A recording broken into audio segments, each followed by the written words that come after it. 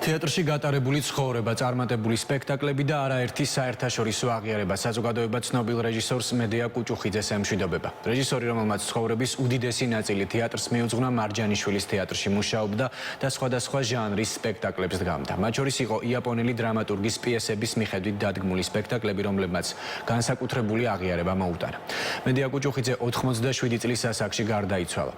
რეჟისორს 13 თებერვალს უკანასკნელ გზაზე მშობლიური მარჯანიშვილის თეატრიდან გააცილებენ.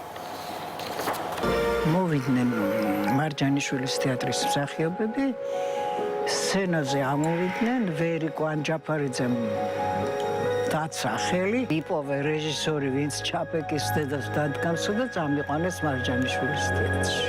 ასე იხსენებს რეჟისორი მედია კუჭუხიძე ნახევარსაუკუნოვანი შემოქმედებითი ცხოვრების დასაწყის პროექტში თეატრალური საკანწური.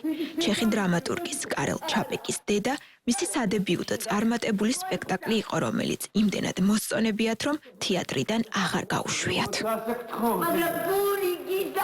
არ გამიჩერებია ეს თეატრი აკომირო იყო. აი მაშინ დავდგი ყველაზე კეთილი ნაწარმოები ანდერსენის თოვლის დედოფალი მეორედ და დღეში ორ სპექტაკლს თამაშობდით. ჩემი მოგრძალებული შემოქმედების ყველაზე დიდ ღირსებას მიმაჩნია, რომ გენიალური პოლიკარპე კაბარაძის 3 პიესა პირველად მე დავდგი. თავისუფალი, მომთხოვნი და ამავე დროს ავტორიტეტული. ასე ახასიათებენ მეგობრები და კოლეგები მედია კუჭუხიძეს. იგი სხვადასხვა ჟანრის სპექტაკლებზე მუშაობდა, ეძებდა სიახლეებს. იაპონელი დრამატურგის მონძაემონ ჩიკამაცუს ერთ-ერთი ცნობილი პიესა რეჟისორმა 1991 წელს დადგა. 10 წლის შემდეგ კი მარჯანიშვილის თეატრმა დადგმა კაბუკის თეატრის მიწვევით იაპონიაში ჩაიტანა.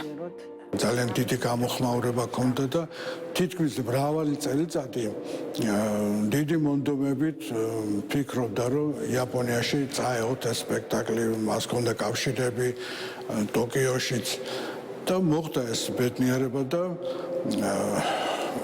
ფირმა ბერიკა იყო ასეთი ნატაშა კობახიძის თაოსნობით შექმნილი და მაშინ ნატაშა კობახიძემ მარჯანიშვილის თეატრი თითქმის ერთთვიანი გასტროლებით წაიყვანა იაპონიაში. ვითამაშეთ სასწაული წარმოდგენა იყო და დიდი წარმატებაც ჰქონდა.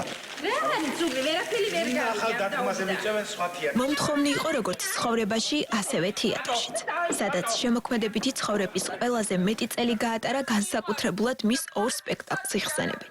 ქართველი დრამატურგის ლალი როსებას პიესების მიხედვით დადგმულ პრემიერას და პროვინციულ ამბავს. ამ უკანასკნელში რეჟისორმა მარჯანიშვილის სახელობის პრემიაც მიიღო. პროვინციული ამბავი ეს არის, არ ვიცი, შედევრია მისი. არა მარტო მისი, საერთოდ ქართული თეატრის ისტორიაში ასეთი ნამუშევარი ყველა მსახიობის აბსოლუტურად ეს არის, აი მართლა ყველა ნამუშევარი არის შედევრის დონეზე აყვანილი. ასევე პრემიერა თვითონ ლალი როსებას აღმოაჩინა მედიამ როგორც დრამატურგი, გამიგეთ. არავის არ უფიქრია, რომ ის გახდებოდა ასეთი ცნობილი. შემდეგ სადაც დაიდგა ეს პიესები, ფილმიც კი გადაიღეს. მაგრამ მარჯანიშვილის თეატრის ეს ორი სპექტაკლი დარჩა ისტორიაში და მის შემოქმედებაშიც. შეუსინდისო ეს რა მიყავი ამ საღამ?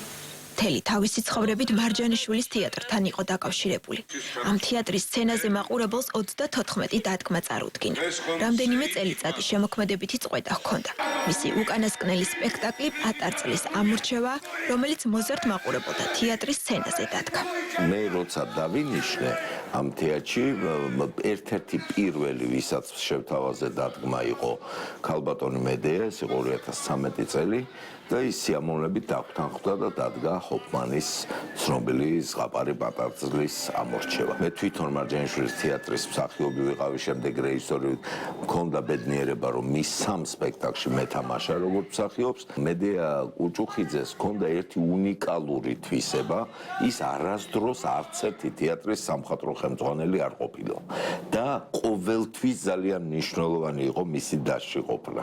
ხვდებით, ანუ ის იყო ყოველთვის რიგითი რეჟისორის სტატუსით და რიგითი რეჟისორის სტატუსითაც ის ახერხებდა თეატრის შემოქმედებითი სახის ერთ-ერთი გამსაზღვრელი ყოფილიყო. მარჯანიშვილის თეატრის უფროსი თაობის უკანასკნელი მოჰიკანი, ქართული თეატრის გამორჩეული ქალი რეჟისორი. ასე იხსენებენ კოლეგები მედია კუჭუხიძეს, რომელსაც 13 თებერვალს უკანასკნელ გზაზე მარჯანიშვილის თეატრიდან გააცილებენ.